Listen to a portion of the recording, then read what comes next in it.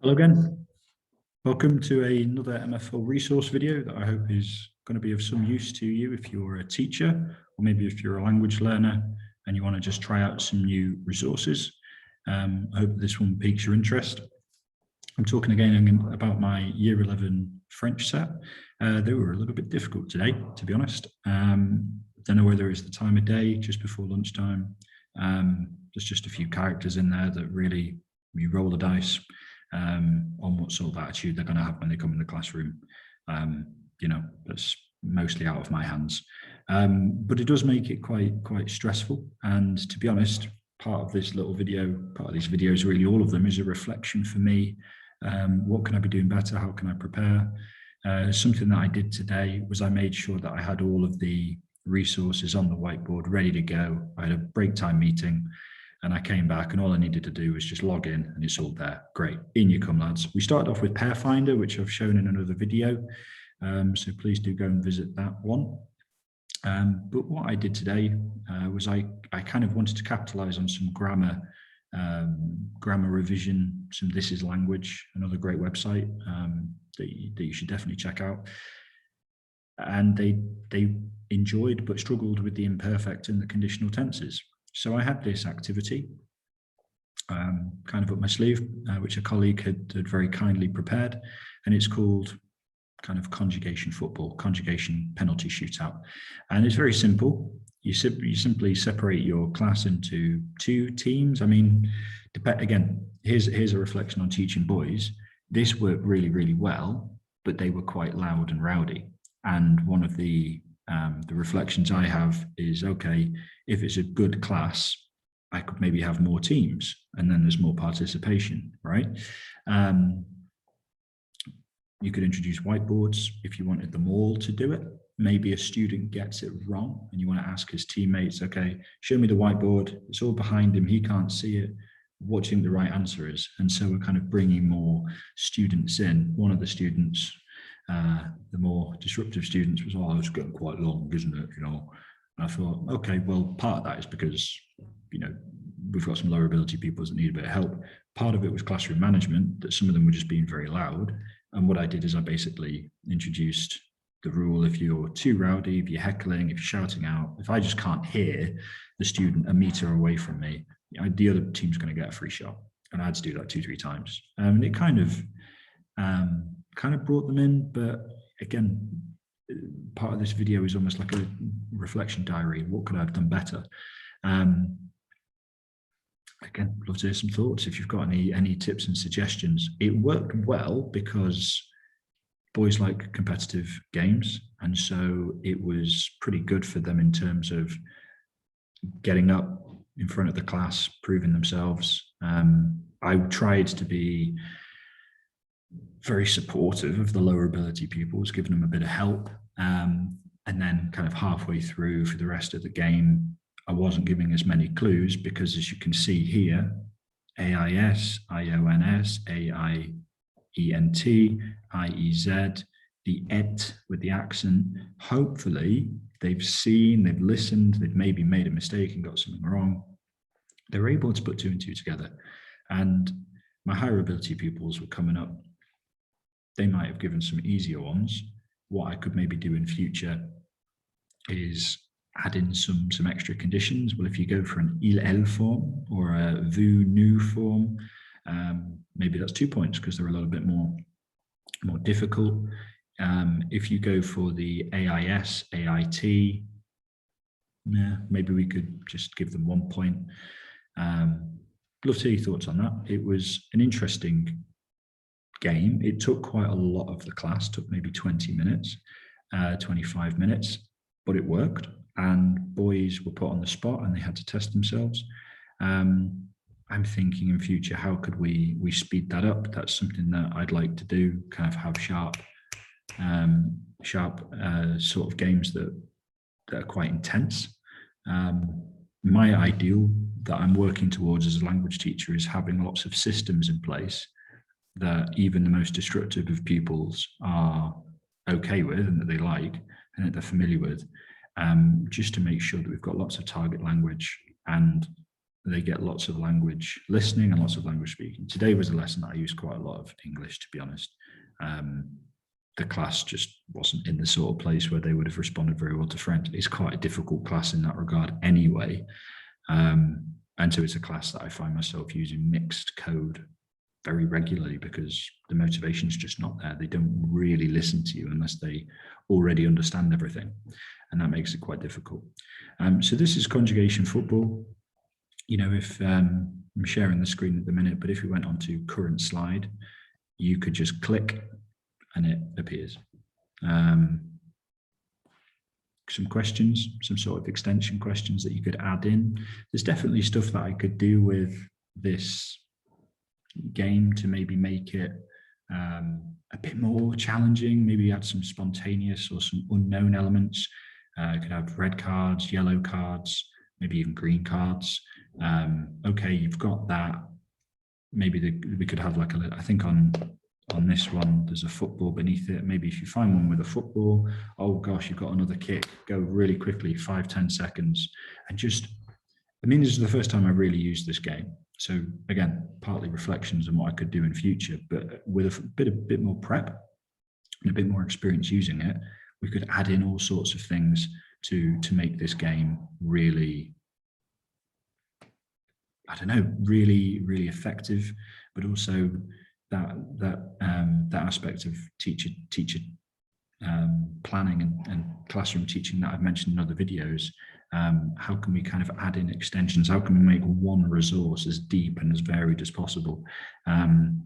You could then maybe turn this into a group of 3. So we could have a classroom activity with, you know, I got a class of 10. So we had 2 teams of 5.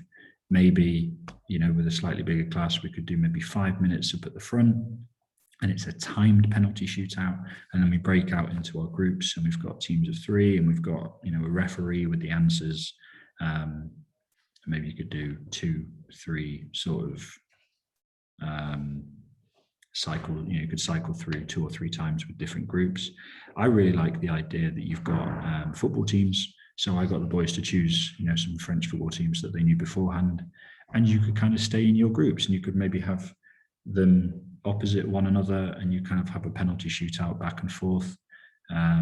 There's all sorts of things that you could do, really. And again, we've got a grammar teaching activity here. I'm not massively hot on explicit grammar teaching. I like to embed it into the sentence builders and text. But actually, the boys really liked it. And I just thought, okay, well, I'll put my prejudices aside. This seemed to work for them. So maybe I'm wrong, or maybe teenage boys are far more mysterious than we give them credit for. This seemed to work today. It really ticked the box. It wasn't so much a, how can I fill 40 minutes, but it was a, I'm just getting a sense from the class. I don't dread teaching them at all. You know, some really nice boys in there. And some really enthusiastic learners, but there's also a few where it is difficult, you know, difficult to motivate them. So this seemed to work today, and actually it was another great example of one resource that I could use for 20 minutes. What I then finished up with was I came down to here, and we had the whiteboards out already. And so all I did is, I know the endings, they know the new rule. This was kind of up there on the whiteboard to help them. But basically, it was just the classic, show me what you've got on your whiteboard, you know? So I would ask for a verb. I mean, I started off by giving the verbs faire, aller, avoir, jouer, finir, perdre. Then I asked, okay, give me a verb. And one guy said fabriquer. I was like, oh, okay, great. Fabriquer, chercher, prendre.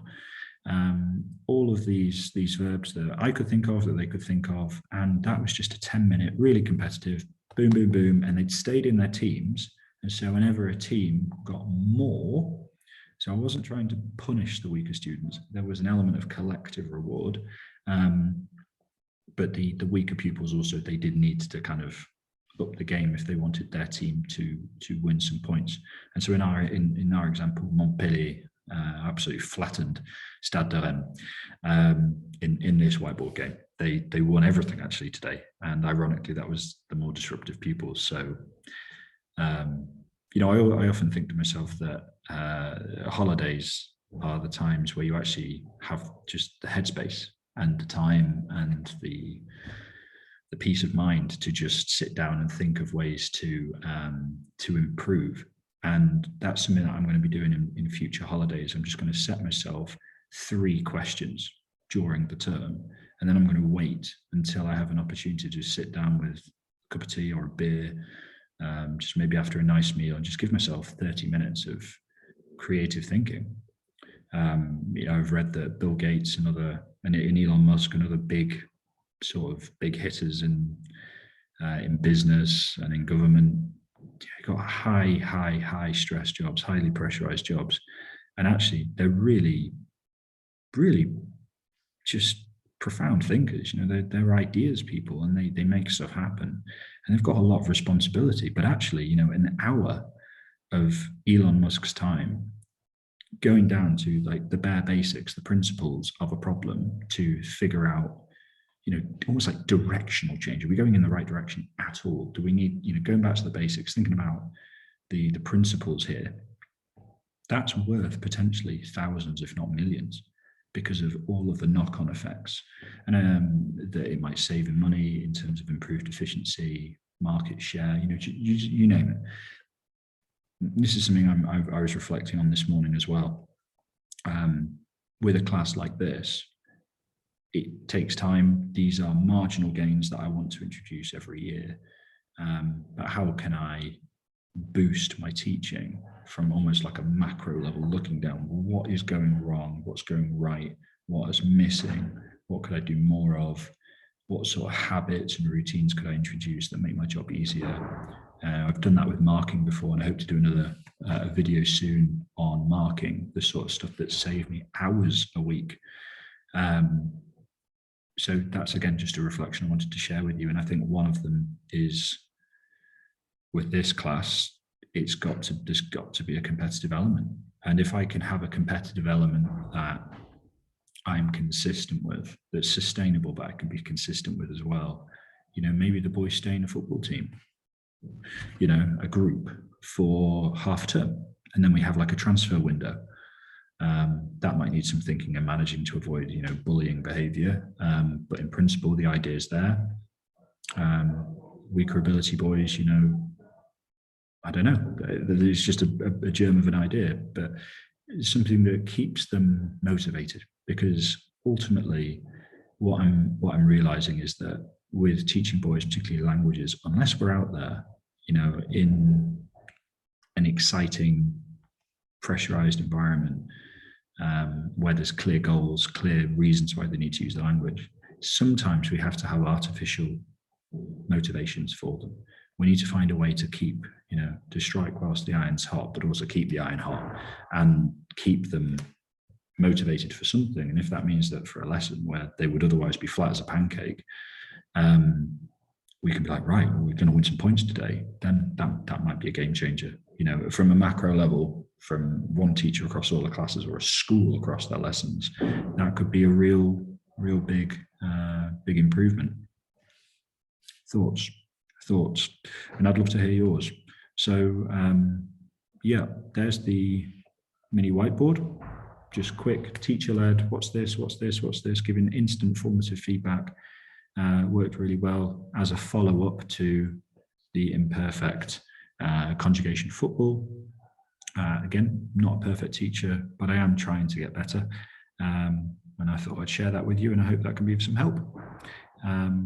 As I say, it's not really low prep. You kind of do need to do a bit of PowerPoint prep beforehand. But again, thoughts and reflections on how you make that low prep. Maybe the students could do that beforehand. Maybe you could have the answers all on the board, and instead of having to faff about with all of these, you could just have, you could pause screen on the whiteboard so it doesn't move about, and you could just have pieces of A4 paper. Just a thought. Again, 5 minutes of prep. Make sure that we're going in a smart direction and we're being sensible. So that's conjugation football. Those are some of my reflections on teaching boys and keeping a competitive element and just keeping our brains ticking over productively in the holidays. Hope that's helpful. Hope you have a great day. Bye-bye.